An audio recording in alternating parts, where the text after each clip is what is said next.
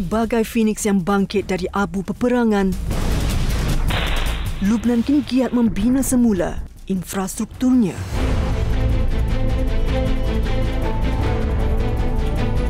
Pembabitan Malaysia dalam pasukan pengaman antarabangsa, walau di pelosok dunia mana sekalipun, sentiasa memberi impak positif kepada misi serta penduduk setempat.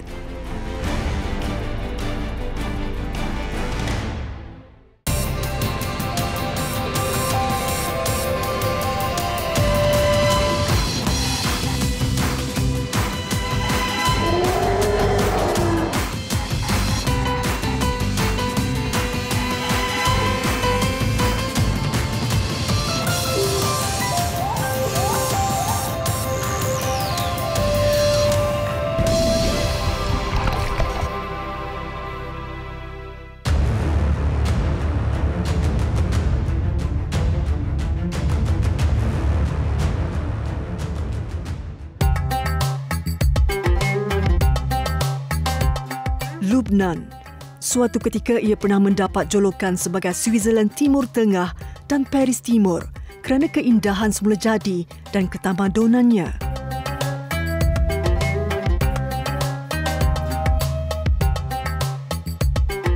Pembangunan pesat perindustrian, pertanian dan kewangan pasca Perang Saudara 1975 hingga 1990 menarik ramai pelabur. Keindahan puing-puing Roman, pantai Mediterranean yang landai serta resort pergunungan pula menarik ketibaan pelancong.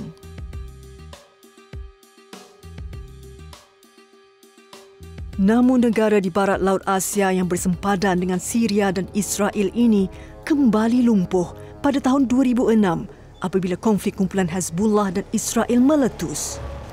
Banyak nyawa terkorban dan Lubnan mengalami kemusnahan teruk. Bagai Phoenix yang bangkit dari abu peperangan, Lubnan kini giat membina semula infrastrukturnya. Pada Mac 1978, Pertubuhan Bangsa-Bangsa Bersatu PBB menubuhkan pasukan pengaman sementara di selatan Lubnan dikenali United Nations Interim Force UNIFIL bagi memastikan pengunduran Israel, memulihkan keselamatan dan keamanan antarabangsa serta membantu kerajaan memulihkan kuasanya.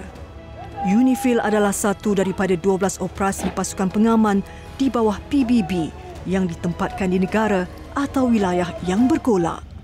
Angkatan Tentera Malaysia ATM telah diberi kepercayaan menyertai misi UNIFIL sejak 17 tahun lalu dan sewaktu Majalah 3 mengunjungi Lubnan, Batalion Malaysia yang berada di sini dalam proses pertukaran dari Malbat 8509 ke Malbat 85010.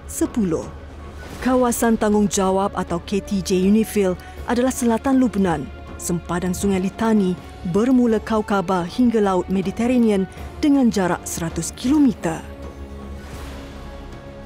48 nations are contributing to UNIFIL and they are very well accepted in general terms in each one of the areas of responsibility. We maintain a close contact with them, interact with local authorities, trying to understand their problems, trying to understand their concerns and challenges, and to provide our support within our means and capabilities.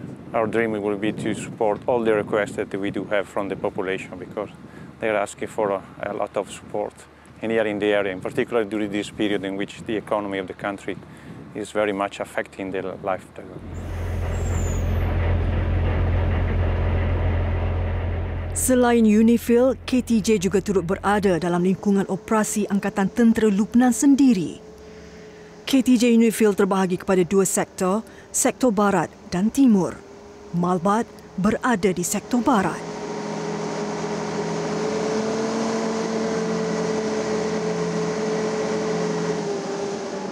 Untuk pengurusan setiap kontingen-kontingen yang terlibat di dalam misi area ini, macam Malbat, dia spesifik area di kawasan tanggungjawab yang telah diberikan seluas 288 KTJ dan melibatkan 48 municipality dan kontingen-kontingen lain pun melaksanakan pengoperasian pengaman spesifik kepada tugas masing-masing. Bagi Malbat 8509 yang diketuai Kolonel Megat Mas Ardi Nohuddin dengan kekuatan seramai 851 anggota. Uniknya kontingen kali ini ialah 10% daripadanya pegawai dan anggota wanita. Terdapat 3 elemen yang dilaksanakan. Dalam elemen tempur ini terdapat infantry company yang melaksanakan tugas-tugas seharian iaitu meronda ke kawasan-kawasan operasi, dan elemen bantuan tempur iaitu elemen-elemen yang membantu mendukung pengoperasian seharian, dan bantuan khidmat merupakan elemen yang penting untuk menjaga daily punya kehidupan di dalam kontingen ini. Sekarang ini dianggap penting adalah elemen civic iaitu engagement kepada masyarakat. Penempatan mereka dipecahkan kepada Kem Marakah yang juga markas utama, Kem Tibenin dan Kem Syama. Bertugas di negara bergolak, ada ranjau durinya. Sudah tentu terdapat cabaran dan perbezaan di antara melaksanakan misi di bumi Lubnan dan penugasan rutin harian di Malaysia. Yang mana di Lubnan terdapat cabaran kerana di sini masih lagi tidak stabil, dan di Malaysia kita menjalankan tugas dengan aman. Dalam memastikan misi seperti memantau gencatan senjata, membantu dan menyokong Lebanese Armed Forces (LAF) serta memberi bantuan perlindungan. Pada April tahun 2022, mereka berdepan dengan situasi yang mencemaskan. Ketika pelancaran roket pada bulan puasa, saya ingat bulan puasa pada ketika itu, yang mana saya sedang melaksanakan pentadbiran dan ingin tidur pada waktu malam, dan tiba-tiba kedengaran bunyi siren kecemasan. Dan terpaksa berlari ke dalam bunker dan tunggu sehingga keadaan reda. Situasi genting tersebut memaksa kami untuk tunggu di dalam bunker tersebut selama 6 jam dan terus sahur ketika di dalam bunker, hanya meminum air dan makan makanan ringan.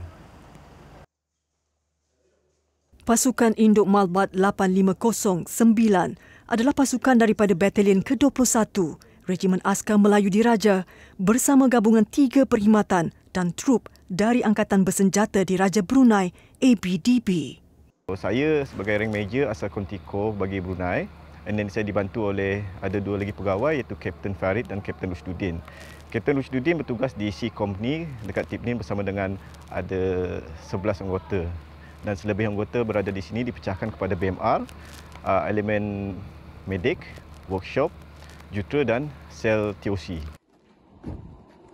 Kontingen Brunei telah lama menyertai Batalion Malaysia dan telah bekerjasama dengan amat baik. Penugasan mereka sama seperti yang dilakukan oleh kontingen Malaysia. Bagi 847 Major Muhammad Yusdi, beliau terlibat dengan pengoperasian udara dan mengemaskini prosedur peninjauan.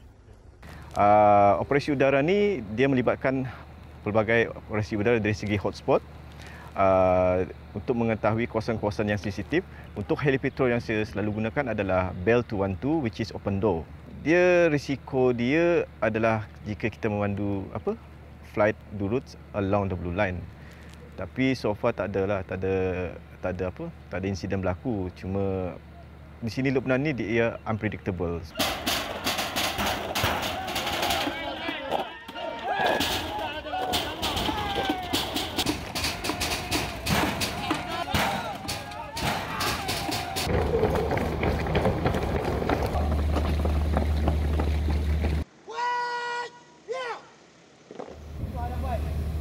Ketika penggambaran majalah 3 di sini, kami turut menyaksikan latihan menyuraikan rusuhan oleh elemen Batalion Mobile Reserve BMR Malbat. Kami dipecahkan kepada 2 kumpulan iaitu tim 10 minit notice to move dan 30 minit notice to move. Atau gerak kami tidak terbatas di dalam camp sahaja, kami juga diaturgerakkan keluar camp yang mana kami perlu bertahan di luar camp selama 24 jam dengan makanan dan peluru yang telah disediakan. Kami juga dilengkapkan dengan peralatan menyuraikan rusuhan. Latihan seumpama ini sentiasa dilakukan agar pasukan berada dalam keadaan kesiapsiaga. Meski secara umum kehadiran pasukan pengaman diterima baik masyarakat tempatan, namun kewujudan unsur penolakan tidak dapat diketepikan. Selain daripada itu, kami juga melaksanakan rondaan di kawasan tanggungjawab Malbat ataupun di luar kawasan tanggungjawab Malbat, tetapi masih di dalam sektor barat. Ada tempat yang kami boleh pergi masuk tanpa laf. Ada tempat yang kami tidak dibenarkan masuk tanpa laf. Ada kawasan-kawasan yang sensitif.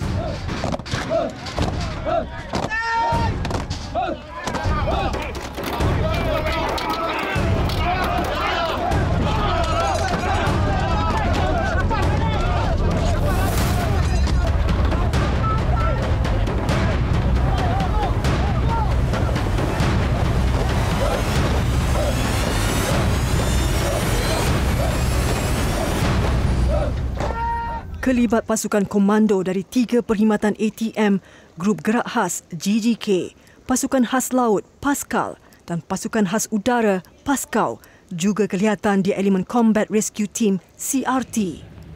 Antara penugasan mereka adalah menjaga keselamatan Komander Malbat seperti latihan yang sedang dijalankan ini.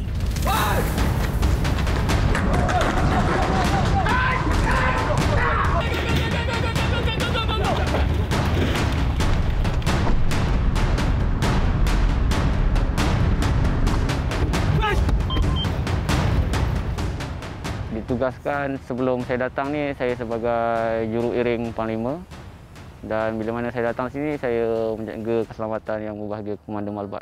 Kalau nak cakap risiko tu, kalau di Malaysia saya hanya menguruskan atau mentadbir para Panglima, tapi bila mana di sini saya harus menjaga keselamatan dia di setiap tempat dan apa juga keadaan. Dalam rekod misi pengaman Malaysia di Lubnan, pernah mencatatkan kematian anggota yang meninggal secara tiba-tiba. Risiko sebegini tidak semestinya disebabkan serangan senjata api, malah turut membabitkan faktor lain termasuk cuaca yang ekstrim. Namun ia tidak pernah mematahkan semangat kontingen Malbat untuk terus menggalas tanggungjawab demi nama negara yang tersisip kemas di setiap helaian pakaian seragam mereka. Cakap kalau tak risau tu bohong, sebab ini misi sebenar di mana kejadian sebenar dan ada pun yang telah meninggal di sini. Saya serahkan segalanya pada Allah SWT lah, sebab apa-apa yang terjadi saya tawakal, dan saya selalu ingatkan pada ibu saya, pada adik-beradik saya, ayah saya, mana kalau apa-apa jadi minta restu kedua ibu apa. Sehingga kini tiada insiden yang serius berlaku di bawah kawalan mata tajam pasukan pengaman pelbagai negara ini, namun latihan bersama sentiasa dilaksanakan. Ini termasuk latihan penggunaan peralatan Night Vision Goggle NVG dalam demonstrasi menyelamatkan tebusan ini.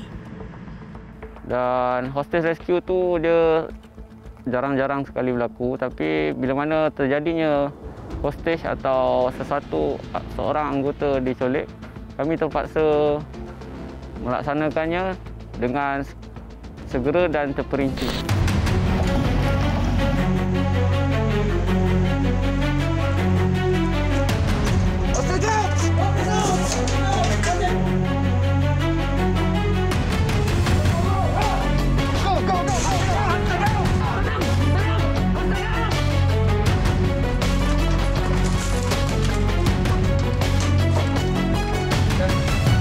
Alpha 2 Tango down, 1 hostage. Over.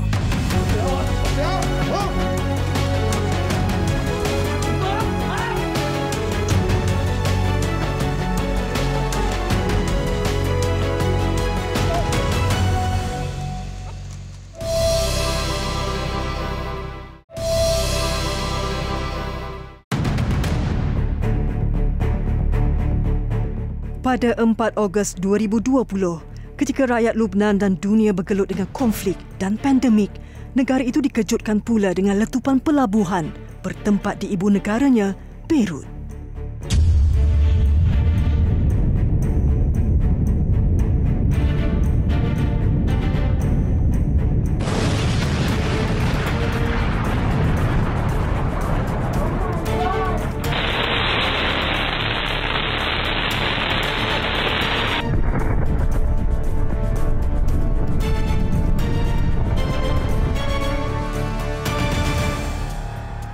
Dianggarkan lebih 200,000 penduduk kehilangan tempat tinggal akibat letupan itu. Letupan ini berpunca dari hampir 3,000 tan metrik amonium nitrat yang dirampas oleh pihak berkuasa Lubnan dari sebuah kapal terbiar dan disimpan di pelabuhan, dipercayai tanpa langkah keselamatan sewajarnya.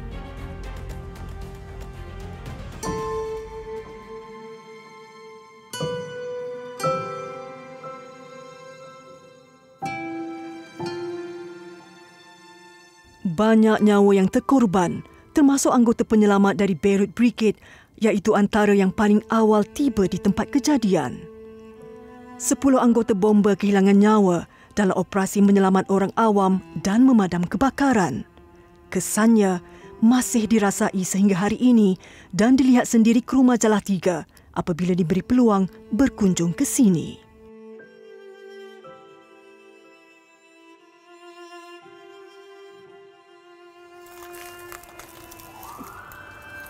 Ini antara sisa-sisa jentera dan juga helmet mangsa bomba yang terkorban dekat Beirut Port yang masih disimpan di sini.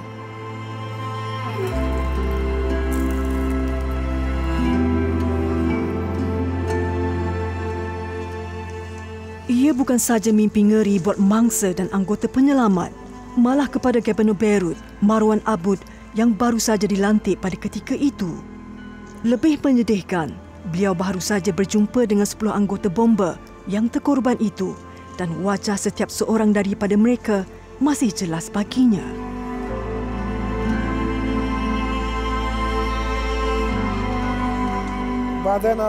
بعدين بسمع مثل زلزال أو انفجار كبير. تلقى اتصال إنه كان في حريق بالبور تبع بيروت. بس نزلت لتحت عرفت رأسا بسبب حجم الانفجار والدمار أنه كانوا ميتين. رجعت تفاجأت أنه نص بيروت مدمر. ساعتها نزلت دمعتي بسبب انهيار العملة الوطنية. ده اللي أدى أنه البنك الدولي وصفها بأن أخطر أزمة بتاريخ العالم. يعني كانت الناس مع أموال بالمصارف. المصارف أخذت الأموال وامتنعت عن إعادتها للناس. الأزمة الاقتصادية الكبيرة اللي ضربت البلد والبعدها عم تضربه، وإن شاء الله شوي شوي بيرجع بيقلع لبنان. Krisis kewangan yang serius ini dianggap antara yang paling buruk dalam sejarah dunia oleh Bank Dunia. Ia memberi impak yang dahsyat kepada mata wang Lubnan dan menjejaskan banyak operasi pelbagai agensi, contohnya Hospital University Rafiq Hariri ini. Due to financial crisis and currency download, we are facing, first of all, that many doctors are leaving the country, especially so the experienced and the high-quality doctors. The high-quality nurses, the best nurses, also left the country. Our income is only in Lebanese pounds, whereas all what we spend is in fresh US dollars. We buy everything in US dollars and in cash. Hospital Rafiq Hariri adalah hospital awam terbesar di Beirut yang menyediakan pelbagai perkhidmatan kesihatan. Also, financial crisis in the country, which reflected on the electricity, made us pay approximately half of our spending for diesel for generators. We are spending now about $30,000 per month for diesel. Meski berdepan krisis kewangan yang menyebabkan kadar kemiskinan rakyat meningkat dan lebih ramai penduduk mendapatkan perkhidmatan kesihatan dari hospital kerajaan, ia tidak menjejaskan komitmen kaki tangan perubatan. In the past, we used to serve the low socio-economic class, but now even the mid socio-economic class are coming to us. So we are overwhelmed with patients, but we always try to help them. Maybe we bring some aids from the ministry, from ICRC, Red Cross, anywhere. But to leave the patient in the ER, it never happened. Kami sempat mendekati seorang pesakit kanser di hospital ini bagi mendengar luahannya. Dia sebelum ini mendapatkan rawatan di hospital lain, kemudian dirujuk ke sini. ما خلوا صور سكانر، ما خلوا نواضير. تبين عندي بقلب القفص الصدري من جوا في درن بلا، بس هلا طلبنا ما في ادويه عنا بلبنان، ناطرين ليبعثوا لنا الدواء. لي اسبوع اكثر من اسبوع طالبوا من تركيا ليبعثوا، عم بيوعدونا انه للسبت ليوصل، وهني عم بيهددوني بالمستشفى هون انه انا طولت لازم اطلع بقى. عرفتي كيف؟ انه حرام بلدنا لازم يكون الدواء موجود. ما عديت مستشفى تقريبا اكبر مستشفى بلبنان كلها، لازم تكون احلى من هيك واحسن من هيك. Di Saida, kami turut mengunjungi organisasi kebajikan anak yatim yang ditubuhkan pada tahun 1952. Ia menyediakan tempat berlindung serta kemudahan kepada anak yatim dan anak-anak yang terkesan dalam Perang Dunia Kedua. During this crisis, the Ministry of Social Affairs, they have no money to support.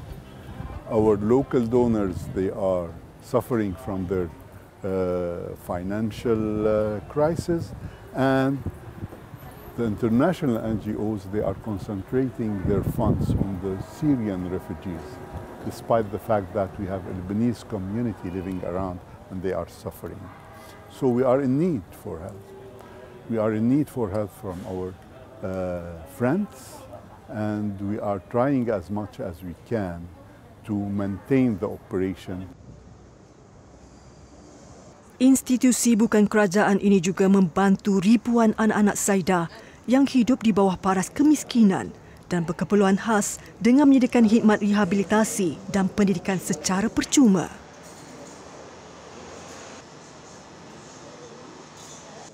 If you want to provide good education, you need money. And I think that good education should not be a privilege for the ones who can. It should be a privilege for every children, especially these children they are needy children, poor children, and children with special needs. And we can do a change. And we notice that we are doing a change in our community, but because of crisis, we start as much as we can to shortcut our operation that we can survive.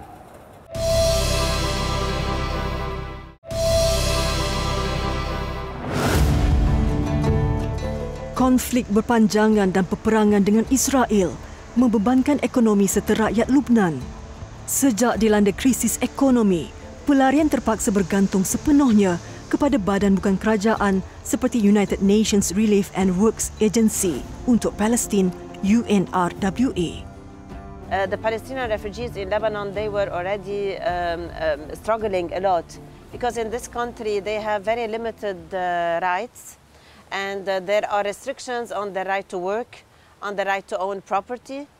Now, after the crisis that started in 2019, things started to become very, very difficult for the Palestinian refugees because they were losing even the very little jobs that they had. They were losing them. Poverty started to increase very rapidly, and they became almost entirely reliant on UNRWA to survive. Permasalahan bekalan elektrik dan air bersih semakin meruncing selepas letupan pelabuhan Beirut. Di kamp pelarian Palestin, Burj El Barajneh, Beirut, situasinya lebih merisaukan sehingga kerap berlaku kes kematian akibat rencatan elektrik. Now, in some camps as well, there is a direct problem of electricity like Burj Barajneh, where the wires of electricity are low-hanging, and they are completely intermingled with the water pipes and with the telephone lines and with the internet lines, and it's a big risk. There's a lot of pressure on infrastructure, on sewage system, on rainwater drainage system, and we have been doing several projects to improve the infrastructure. It has improved, but it's still not ideal. And in order to respond to the risk of cholera, we are having to address a lot of infrastructure and water and sanitation needs. Generasi muda di kamp pelarian ini tidak melihat masa depan yang cerah untuk mereka sekiranya terus berada dalam kehidupan yang sukar di sini. Many of the youth, they don't see any future in this country. They say we don't want to get married, we don't want to build a family. If we get married and have children, maybe we cannot provide for the family. But our only hope is to leave this country and to emigrate. And this is why we are seeing more and more people losing their lives in the sea.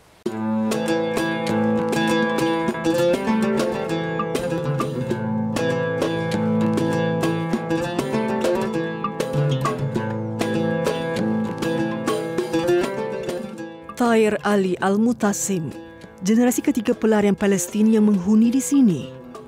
Bersama isterinya Mariam Pok, seorang warga negara Malaysia, serta anak lelaki mereka, Jihad Tahir Al-Mutasim.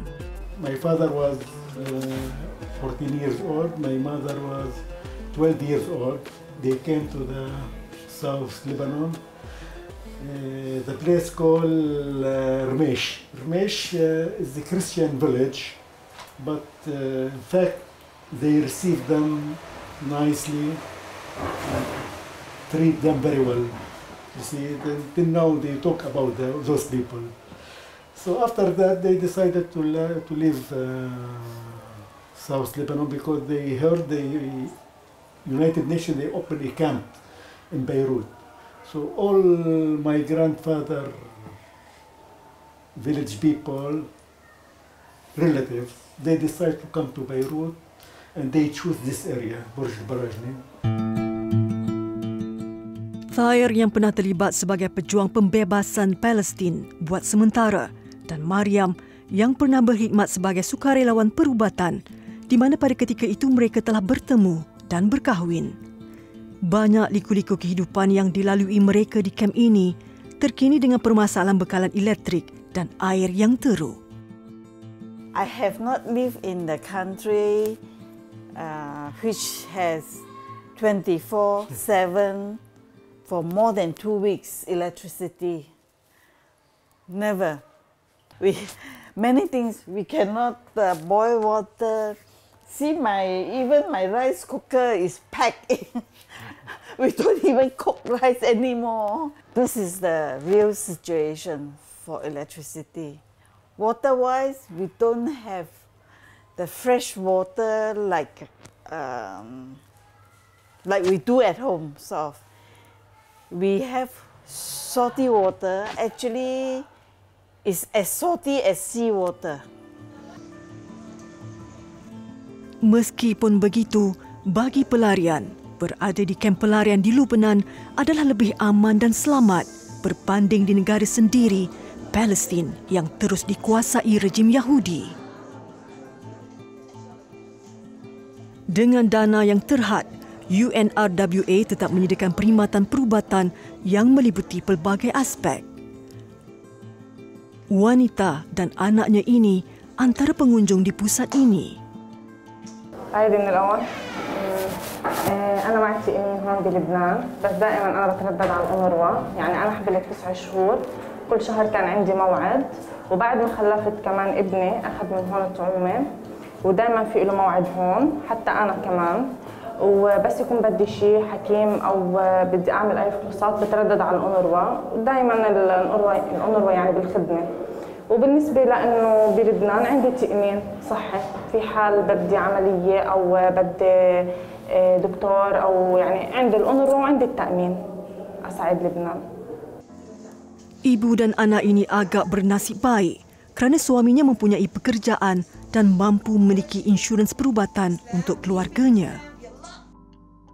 صراحة لو في تحويلات مبلا على الصعيد الوضع الفلسطيني بلبنان كل شيء علينا صعب يعني بدك يكون معك تأمين شيء بسيط تخدمك الأونروا بس شيء كبير شيء عظيم مثلا انت بتمرضي لا سمح الله اذا بصير مثلا نقول كانسر شيء كبير انت هون بتتبهدلي بتمرضي بتموتي يعني بده يكون معك تأمين او شيء بسيط يكون اشبك شيء حتى تفوتي على الأونروا غير هيك نحن هون ما بنعيش، ما بتزبط معنا، ما عايشين. Manakala di kem Tyre yang ditubuhkan pada 2012 untuk pelarian Syria, suasananya lebih menyedihkan. Berumahkan kemah serba kekurangan, namun penghuninya masih mampu mengukir sekuntum senyuman buat kami. Embassy has have this program to bring the media to Lebanon to see the situation in Lebanon. So for me, for the embassy, we want to find how is the best to help Lebanon, because we want to focus, for example, for the Malaysian to contribute in terms of medicine, in terms of solar panel and generator, and also food.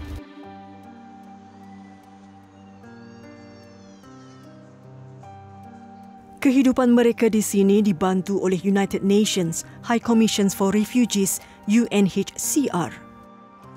If many refugees can return home, they would have returned home.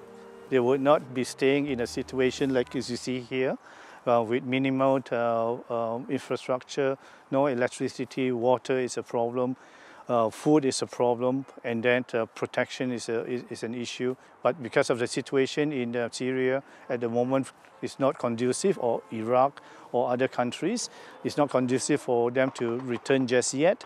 So this is where it's very difficult, I think, to understand. And for me as a Malaysian, we are from a country where we have almost everything and we take a lot of things for granted. Rakaman yang memaparkan kedaifan kemah pelarian yang turut menempatkan ramai kanak-kanak ini adalah untuk membuka mata dunia agar melakukan sesuatu untuk mereka. The government electricity is out. وكاشتراك يعني فينك تقولي يعني عم بيدفعوا تتمنى العودة اليوم قبل بكرة. Today before tomorrow. عرفتي مين تسألي؟ بنشتغل وبناخذ، يعني ما في اسكالوب وكريسبي والقصص هاي مجدرة برغة، لا بنشتريها بنشترى المي.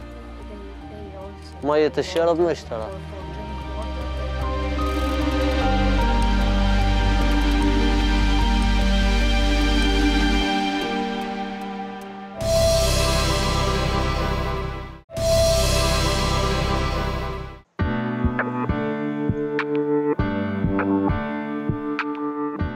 Malaysia, antara negara proaktif di dunia yang sentiasa menggembling tenaga membantu krisis pelarian yang dihadapi Lebanon. Di Marrakech, yang mengikuti misi pengaman United Nations Interim Force UNIFIL, telah memenangi hati penduduk tempatan menerusi aktiviti Civil Military Cooperation CIMIC bersama Datuk Bandar serta pertubuhan bukan kerajaan NGO setempat.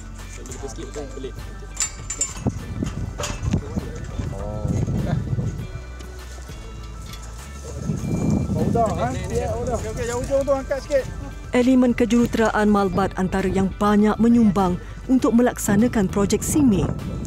Terkini, mereka sedang menyiapkan perabot seperti kerusi dan meja untuk disumbangkan ke sekolah berdekatan selain menyempurnakan tugasan hakiki mereka untuk pasukan pengaman.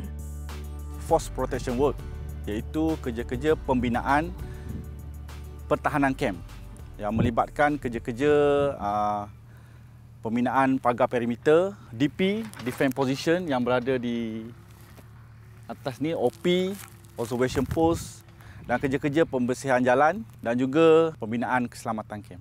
Kami juga memberi bantuan kepada Civil Military Cooperation, iaitu CIMIC, di bawah S9, iaitu kerja-kerja bantuan kejuruteraan, pembinaan projek-projek kecil di bawah Quick Impact Project, seperti kerja-kerja pembinaan padang permainan, perabot di sekolah-sekolah di sekitar bawah kawasan tanggungjawab Malbat dan juga kerja-kerja jiwa murni.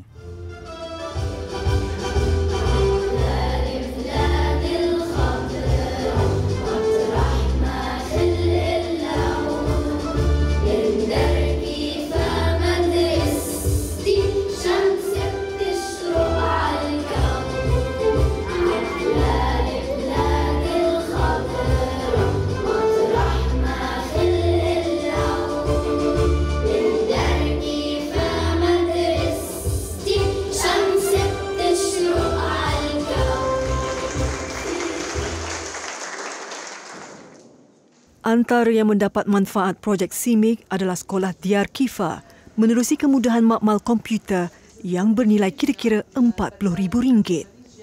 Malbat 8509 juga telah membaik pulih peralatan taman permainan di Jiwaya Public School.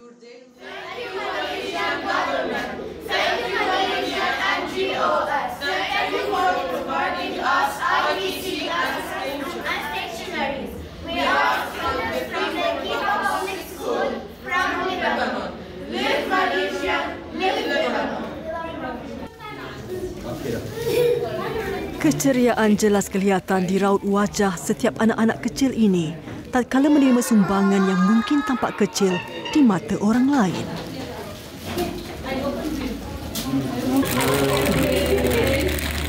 First, I would like to express my deepest thanks and appreciation and gratitude for the Malaysian Battalion and especially Malaysian NGO and the Malaysian government for their support of our school, this public school. They are standing beside us. They give us many equipments, like they provide our school in a room, ITC room, which is full of 5 laptops, LCDs, speaker we use for the students. Also, they distributed stationaries, pencils, pens, many needs for our students in this public school. Malbat 8509 telah menyediakan satu pusat fisioterapi di Pusat Perubatan Haidar Khalil dengan kos kira-kira RM32,000. Pusat ini memberi manfaat kepada ramai penduduk tempatan. It has helped many people by providing this center. It's the first physical therapy center inside Maraki. It provides us machines, electrotherapy, ultrasound, like the bridge, the parallel bar, which help the many people to come and treat their injuries inside this physical therapy center. Jauh dari negeri sendiri, namun budi dan bakti tetap ditabur oleh Angkatan Tentera Malaysia demi sesama insan yang memerlukan. Dan bila kami berjumpa dengan mayor-mayor setempat, kami akan mendengar atau melihat sendiri kehidupan masyarakat setempat dan segala bantuan yang beyond kita punya bajet ataupun Malaysian Contingent punya bajet, kita boleh bantu. Sekiranya bajet tu burst, kita akan memohon pihak sektor West ataupun UDFID untuk menyalurkan bantuan kepada masyarakat setempat melalui projek identification yang telah dilaksanakan oleh pegawai CIMIC kami. Kemuncak aktiviti CIMIC bagi Malbat 8509 diakhiri dengan majlis penghargaan dan perpisahan yang pasti akan meninggalkan kenangan buat setiap anggota yang terlibat. Bagi penduduk tempatan, mereka berharap hubungan baik ini akan berterusan.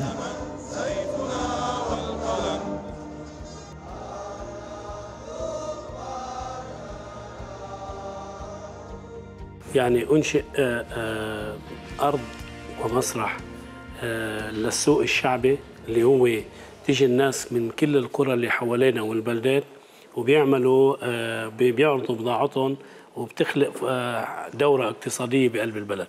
والمشروع الأخير اللي دشناه كان مشروع فلاتر المياه اللي أدى إلى التخفيف عن أعباء الناس بظل الوضع الاقتصادي اللي موجود بلبنان.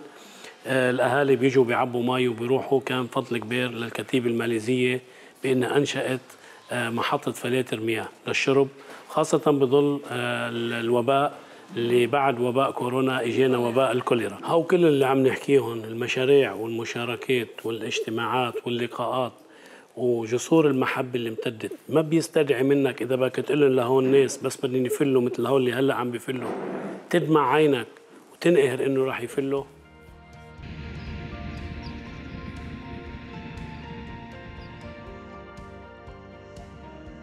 Kerja amal Batalion Malaysia dan Brunei ini selain latihan mandatory UNIFIL, latihan sub-unit dan eksersis lain menerima penghargaan dari pihak UNIFIL. I have to appreciate the involvement of the Malbat contingent. They are making a very great job here in the area assigned to them. They are contributing with their operational activities to to control, to monitor the area of activity, of responsibility, but at the same time they have reached a very good relationship with this population, civil society, that is of paramount importance. A request by the mayors, by the people, local people, for the Malbat soldier to stay here. They want to see the soldier. They ask you for more soldiers. They ask you for more activity together. So I think the best achievement for them to tell me, to ask me to get much more activity. Don't leave the country, stay here. Manakala di Pejabat United Nations High Commission for Refugees UNHCR Tyre, bantuan kemanusiaan diberikan secara berterusan kepada mangsa peperangan Syria yang melarikan diri ke kemah-kemah pelarian di Lubnan. UNHCR kita bagi bantuan kemanusiaan kepada semua, kepada pelarian dari Syria dan juga kepada masyarakat di Lubnan. Kita bagi itu dari segi wang dan juga core relief item. Kita juga bagi untuk for winterization. United Nations Relief and Works Agency untuk Palestin UNRWA di Cambridge El Barajneh, Beirut pula mempunyai keutamaan memastikan kelangsungan hidup generasi muda pelarian Palestin yang telah lama bermastautin di sini.